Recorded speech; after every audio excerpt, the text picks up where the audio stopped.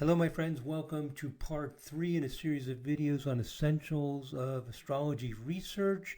In the first 2 videos in the series, we've emphasized the importance of exploratory research. Start your research project with exploratory research. You know, there are exceptions to every rule. There may be cases where you're not doing that, but just in general, that's highly recommended that you do that. Okay, so you've done the exploratory research, you've gotten results, and suppose you have these 10 clients with ADHD, using that as an example scenario for research, and you find that all 10 of them have moon in hard aspect to Uranus with a fairly small orb. Wow. If you found that, that would be astounding. You'll very rarely find anything that consistent.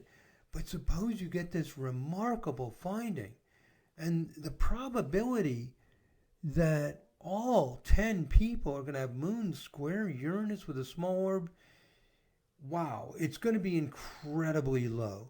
You can just use common sense. You don't have to be, really good with math and everything. You can verify with someone who is, good with statistics and probabilities, and they can tell you, but you don't need to do that to immediately sense. I mean, you're an astrologer. You know how often you see moon square Uranus. Most people don't have it.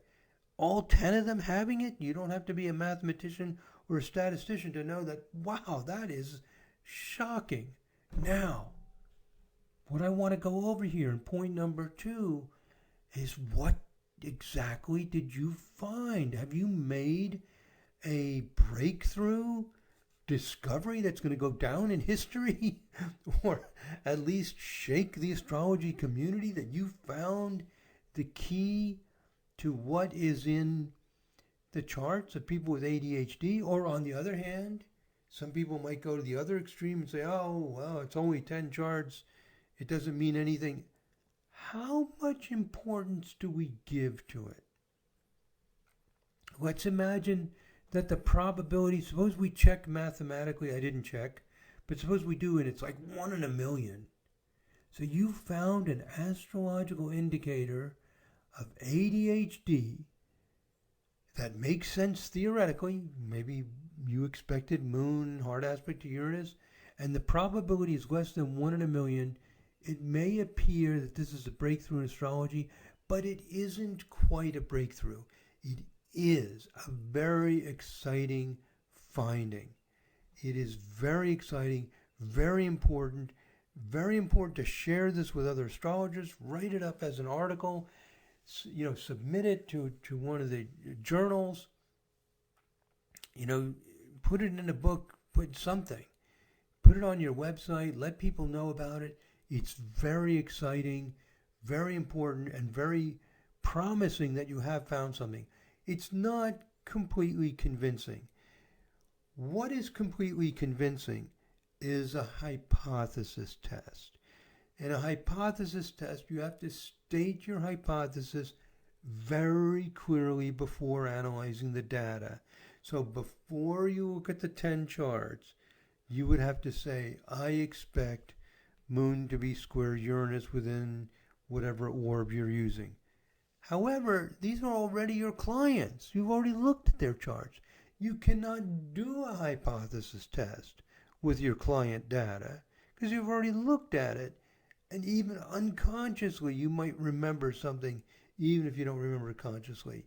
To do a hypothesis test, you have to collect new data you've never seen, state very clearly what you expect, and then see if it's there. And you didn't do that, so it's not a hypothesis test. There are 2 phases to research. One, first you build a model. You build your model. Model just means your formula, your whatever it is that you think is going on. For us, we often call it an astrosignature. This combination of now I can use the word variable. This combination of the astrology variables, the predictor variables. That combination of variables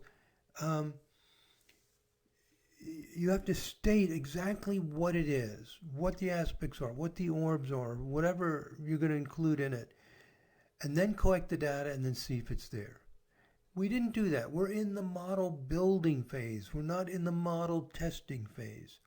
Now, I've seen astrology books, astrologers have written books, where they used exploratory research. They did exactly what I'm describing. They went through a database. They did not specify exactly what they're looking for. In some cases, they didn't specify at all what they were looking for.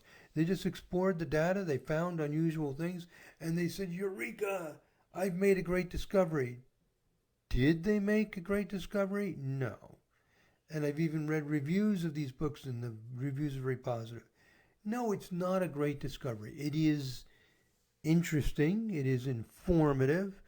We're going to learn some other rules for research and coming up next. And in some cases, they also didn't follow those rules either, so which makes it even less impressive. So it's important. It's interesting. It's not some great, enormous finding. That should be obvious when I say it, when we think about it. But if you don't go over these ideas, it's not clear, and that is what's happening in astrology right now. Let me state it very simply. People are confusing model building with model testing. Model building is usually done with exploratory research. Model testing is done with a hypothesis test. Hypothesis test, again, you specify all the details of what you're expecting in the astrology before you collect the data. You collect the data and then you see if it's there. We need both phases. The fact that we cannot come to completely clear and convincing results with exploratory research is not a criticism of exploratory research. Without the exploratory research, the testing of the model almost never works. So you just have to be clear about what phase you're in the project. Okay, so this limiting your confidence, to not have overconfidence in exploratory research. Here's an example of how exploratory research and hypothesis tests work beautifully together. And it clarifies something that people who are not research scientists sometimes don't know about. But when we use data mining and artificial intelligence, sometimes people get this impression that the artificial intelligence, the data mining, the machine learning, whatever you want to call these variations of things that go in and discover how things work by analyzing the data. It's not that these techniques go in and just go through all of the data and find out what's there. They have to do it in stages. And typically what's done is 1/3 of the data can be broken into smaller or even just two, but just one standard way is 1/3 of the data is used to develop the model. So if you only have 10 cases of ADHD, you can't do this. But if you had 1,000 cases, you could divide into 1/3 and take about 300, whatever, 1/3 of however many you have. Suppose you have 900 cases, take 300 of them and do the exploratory research. Look at what the sun signs, the moon signs, the rising signs, see what the Mercury-Uranus angles are, whatever angular distances, see where things, come together, see if you can develop a streamlined theory of, streamlined model of what's going on. Then you take the next third, the next 300 charts, and you apply your model and see if it works. And probably, almost always what will happen is you'll make some changes. You'll notice some things that did work, some that didn't work. And so you'll use the second one to refine your model. It's still exploratory research, but it's exploratory research with strong expectations. Now you've refined the model and you use the last third, the last, say, 300 if you have a total of 900, say, charts that you're analyzing. Take the last third for the hypothesis test. Now you say, I'm confident if the analysis of the first third and the second third has given you some solid, consistent results. Maybe you do the second third and it's terrible because nothing you saw in the first third gets duplicated. Well, then you're not on your way to doing a good hypothesis test. But if the first two stages go well, the second third confirms, maybe refines, typically you'll make some adjustments to it, it's looking good, you test it with the last third. That's one of the ingredients to how these things are found in the data. They are using the combination of exploratory research and testing in it. And some people have this feeling that no, the AI just sees how everything works and that's it. No, it typically takes 1/3 of the data to see how things work. It still has to test it carefully. So anyway, I want to just emphasize that. So another video for more information on exploratory research. I have a video called Exploratory Research in Astrology, an Introduction. I have another video called Exploratory Research versus Hypothesis Tests.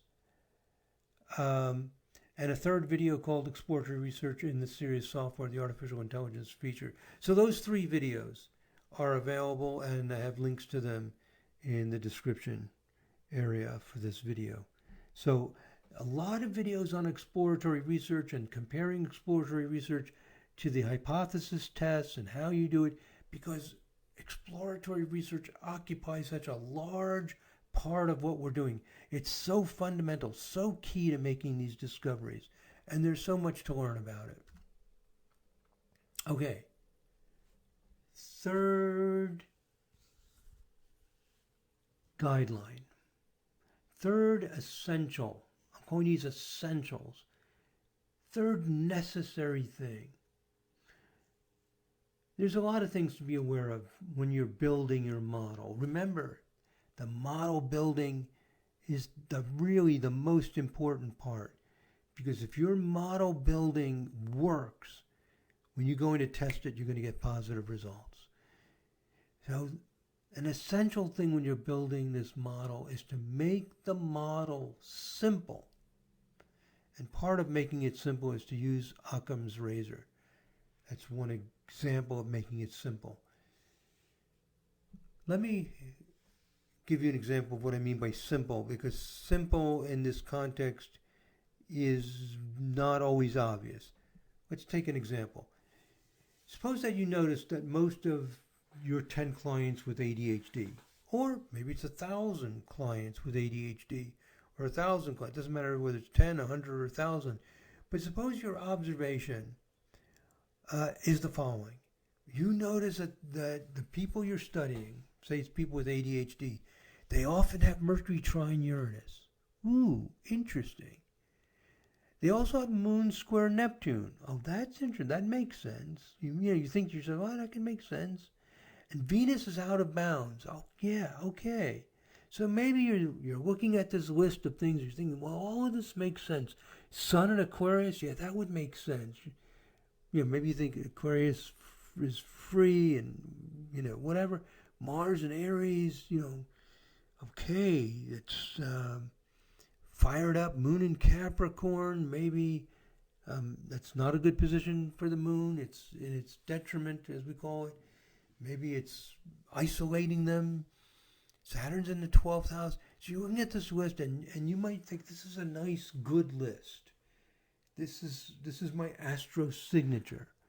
These are the predictor variables, the astrological variables. So a lot of astrologers would look at that and think, yeah, that's very interesting. That's a good list. Now, as someone getting trained in how to do research, do you think, based on what we've learned so far, do you think that we are making progress in finding things that are common in the birth charts of people with ADHD? Does this list look hopeful to you? Does it look promising? that it will work. There are tricks, there are ways to see if a formula looks good and is likely to get, to get supported, to get confirmed in future research. Doesn't all have to do with numbers and statistics. Has to do with whether it's a simple model. Simple models tend to get confirmed. Complex models tend to not get confirmed. I've seen this over and over and over again. But we have to go on what we mean by simple model. To some astrologers, this will be a simple model. Each detail is simple. I mean, they're basic aspects, trines, squares. They're simple things. They all make sense.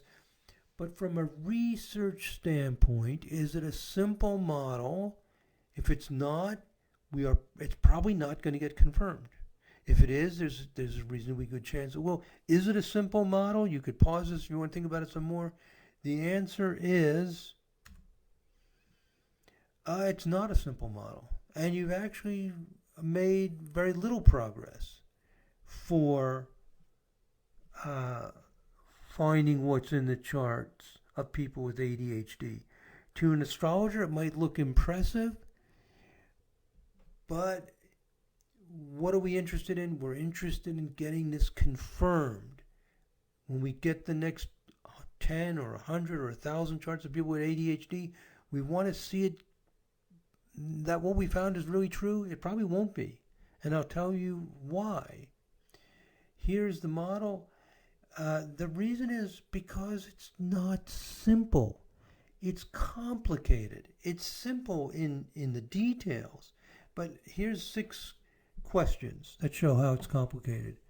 Why is Mercury trine Uranus important but not Mercury sextile Uranus? Why is Mercury sextile Uranus not included in the formula?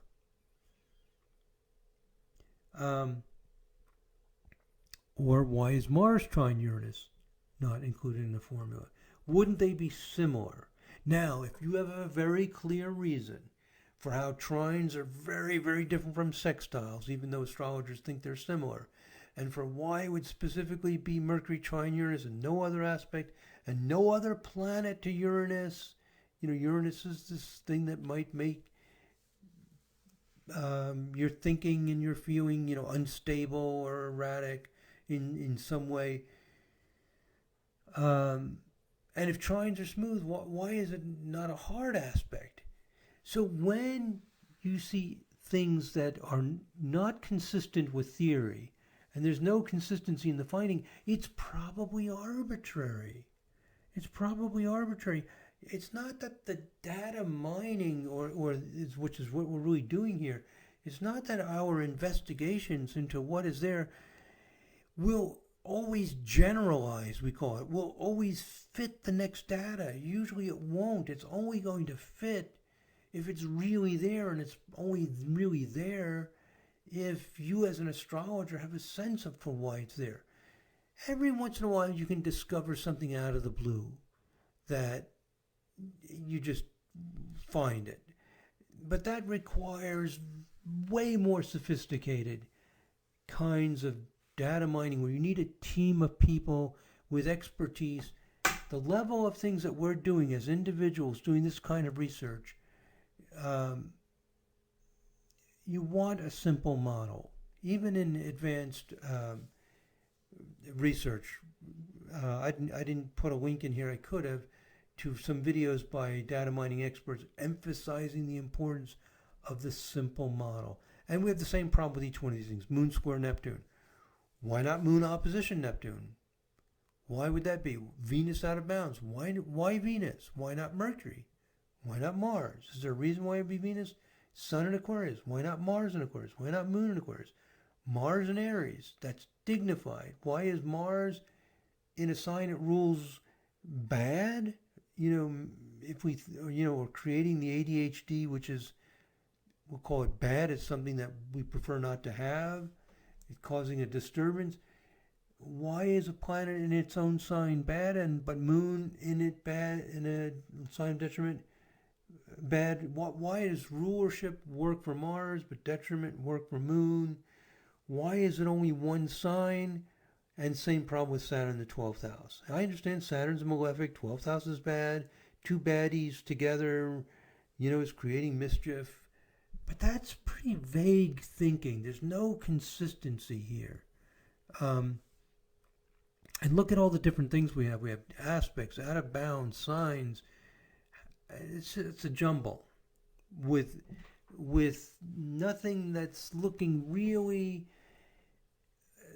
simple in terms of being connected to each other. So, simple models have a much higher probability of getting replicated. I've seen this. I mean, I read it and all the experts told me it, but I was a little skeptical, but I saw for myself, oh my God, every time I've got a jumble of variables, nothing gets replicated with new data. Now note that a theoretically simple model can have a long list of astrological variables. It might look more complicated than the simple one. For example, if your theory is that squares, oppositions, semi-squares, sesquiquadrats, sixteenths like the 1/16, 3/16, 5/16, 7/16, and 30-seconds like 1/32, 3/32, if you have a model that says that all of these are hard aspects and all of these aspects are involved between, say, Moon and Uranus or Mercury and Uranus, it looks complicated because it's a long list, but it's theoretically simple and elegant. We're saying that you're taking a fraction of a circle and doubling it, and every time you double it, it's still a hard aspect. If you can present your list of variables as having a simple concept behind it, and maybe you can do that. Let's go back. Maybe you can do it for this list. I can't do it, but maybe you can do it. Come up with a simple concept behind it, then it's simple. It's your ability to explain it, your explanatory power. And remember, you're not trying to prove anything to anybody else. It doesn't matter if other people get it or not. What matters, do you get it? You're the researcher. Do you see something simple and elegant? Because if you do, and if you're seeing correctly, you will be able to replicate it with new data. That's the goal. The goal is, we're building a model. When we test the model, is it going to work? That's what we want to know. And that's up to you. Don't worry about what other people think. I mean, it's good and extremely helpful to get the viewpoint of colleagues and peers. I mean, it's enormously helpful. But don't, what am I trying to say? Don't, if you have a clear concept that you think is going to work, and then go with that, and see if you're right. So now let's talk about Occam's razor. Occam's razor states that when faced with two explanations or two theories that work equally well, choose the simpler one. So you always go simpler.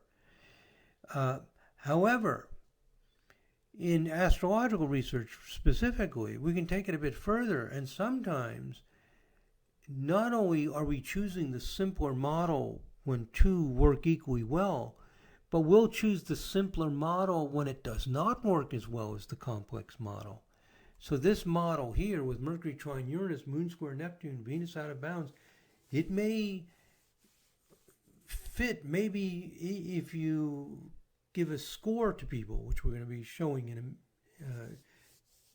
later in this series of videos, how we attach scores to this. We give a score to people, and all the people with, which is a simple idea. I mean, suppose you just give 1 point for each of this. And suppose somebody has Mercury trine Uranus, Moon square Neptune, Venus is out of bounds. Suppose somebody has all of these. Then they have 1, 2, 3, 4, 5, 6, what is that, 7 items? They're going to get 7 points. That person should be highly prone to have ADHD. So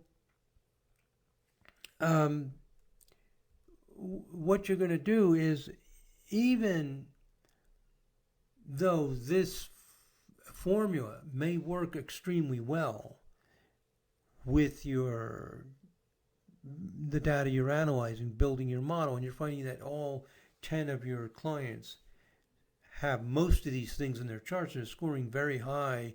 And if you pick 10 other people from your client files, they score very low. I would use a model that doesn't work nearly as well and doesn't fit so perfectly with ADHD if it had a simpler concept behind it. So there's a trade-off between how well your model works and how simple it is. Ultimately, you want a simple model that works perfectly. Very often we compromise. We want to use the complex model because it's working with the data. We want to use a simple model because simple models work better. In my experience, almost always the simpler model will work better. But you want to be realistic. If you've got some complicated things and it's working outstandingly well, then try that as well. Often what we do is we build some alternative models, the more complex one, the simpler one, and we see which one works best on the new data. Okay, so Occam's razor means go simple. And there's no clear cutoff point between the trade-off between whether to use a more complex model that gives better results versus a simpler model that gives worse results. But that's what you're always dealing with. Talking about this, discussing it, makes it clear that when you're in there and you're seeing these things go on, that this is normal. This is what happens. You will have more complex models that work better. I'm advising you lean very strongly towards simple, but not 100%. It's up to you, based on your sensitivity, where to draw the line. And if you make the right guess, then when you test with new data, it'll be confirmed. Okay. Let's see. Let's do one more. Let's do number 4, and we'll start the next video with number 5. Fourth guideline for astrological research. I think that this has been implied by what we've looked at, is be aware that the more possible indicators of ADHD, or whatever it is you're studying, let's use ADHD, the more possible indicators there are, the more likely you are to find something that works. I think this is obvious. So, for example, suppose that you consider hard aspects to Mars or Saturn, Uranus, Neptune, or Pluto. Hard aspects of Mars, Saturn, Uranus, Neptune, or Pluto to Saturn indicates ADHD. So, Mars, Uranus, Neptune, or Pluto to Saturn. So if you have Uranus square Saturn, or Neptune square Saturn, or opposition Saturn, or semi-square, or sesquiquadrat, those would incline to ADHD. And any of these planets being out of bounds or in parallel of declination. If any of them are placed in debilitated signs, so Mars in Libra, or Mars is, in Cancer, these are debilitated signs, they would incline to ADHD. If the ruler of the house it's in is afflicted, usually means like in a square aspect or something like that, or conjunctions of any of these planets to malefic fixed stars like Algol, and you may have a list of other ones, they also incline to ADHD. So you have this long list of things that's likely, and suppose you find, when you look at the data, that only aspects of Mercury to Saturn and Mercury to Uranus occur frequently in the charts of these 10 clients. Have you found something? You found, here's what people think. I found that people with ADHD have Mercury square Saturn and they have Mercury square Uranus. I found it. They have it. It's a fact. It's a fact only for the data you're looking at, and you did not state a hypothesis at the beginning. And with so many possibilities, there's a good chance that something's going to show up randomly. So we've implied this before, but I wanted to just make it clear that the more hypotheses you have, the more things you're entertaining as possible indicators of ADHD. You're going to use aspects, parallels of declination, out of bounds, debilitated planets, ruler of the house it's in is debilitated. The more likely you are to find things that are in the database for people that have ADHD. By probability, at least one or two of them will show up if you have so many things to look at. So, something to be aware of. Now, there may be lots of indicators. Maybe all of these are true. And if that's the case, we're going to see in future videos in this series how we build an astrosignature score. And that astrosignature score can become better and better and better with more variables. I'm not saying you shouldn't have a lot of variables. All I'm saying is that if you are entertaining the possibility of a lot of variables, some of them are going to show up strong. You should expect that.